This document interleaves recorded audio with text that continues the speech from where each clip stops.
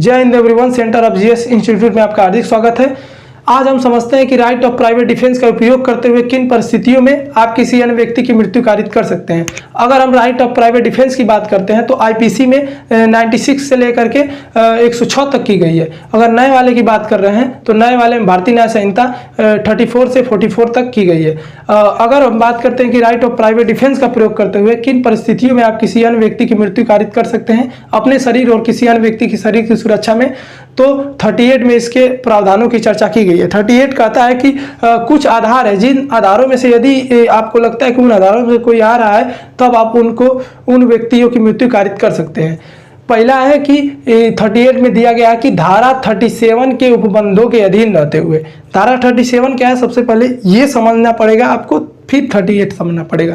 धारा 37 क्या करती है कि राइट ऑफ प्राइवेट डिफेंस जितने भी दिए गए हैं आपको, उन राइट ऑफ प्राइवेट डिफेंस पर रिस्ट्रिक्शन लगाने का काम करती है।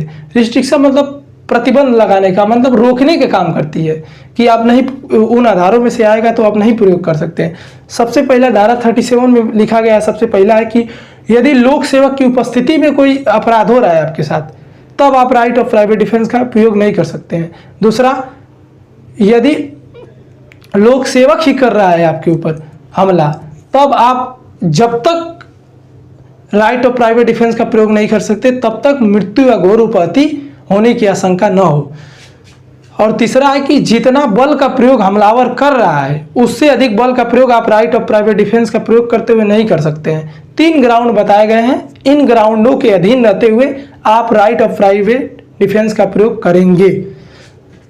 अब ये होता है, अब अगला आते हैं 38, राइट ऑफ प्राइवेट डिफेंस का प्रयोग करते हुए किन परिस्थितियों में आप किसी व्यक्ति की मृत्यु कारित कर सकते हैं। और यह जानना बहुत आवश्यक है, हर व्यक्ति को यह जानना चाहिए कि उसका राइट ऑफ प्राइवेट डिफेंस का प्रयोग कैसे किया जा सकता है। तो सबसे पहला 38 में ग्राउंड बताया गया है 37 के उपबंधों के अधीन रहते हुए। 37 हमने बता दिया। अब 38 में सबसे पहला ग्राउंड है कि जो व्यक्ति, कोई व्यक्ति है आपके ऊपर हमला कर रहा है या किसी अन्य व्यक्ति के शरीर पर हमला कर रहा है और तब लगता है कि उसकी मृत्यु, जिसके परिणाम स्वरूप जो हमला कर रहा है उसके परिणाम स्वरूप मृत्यु हो सकती है, तब वह राइट ऑफ प्राइवेट डिफेंस का प्रयोग कर सकता है। दूसरा है घोर उपहति करने की कोशिश करे तब।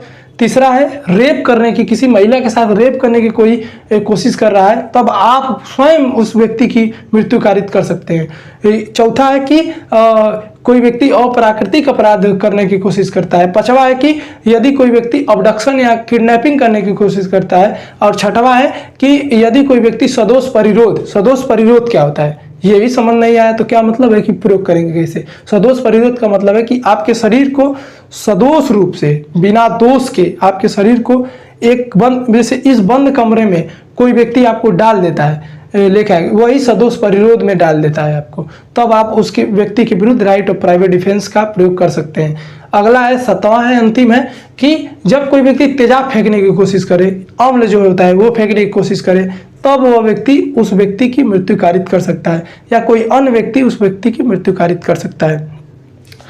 तो हमने इस वीडियो में 2 चीजें समझी। सबसे पहले 37% जो रिस्ट्रिक्शन बताती है, युक्त प्रतिबंध लगाती है कि आप उन परिस्थितियों में राइट ऑफ प्राइवेट डिफेंस का प्रयोग नहीं कर सकते।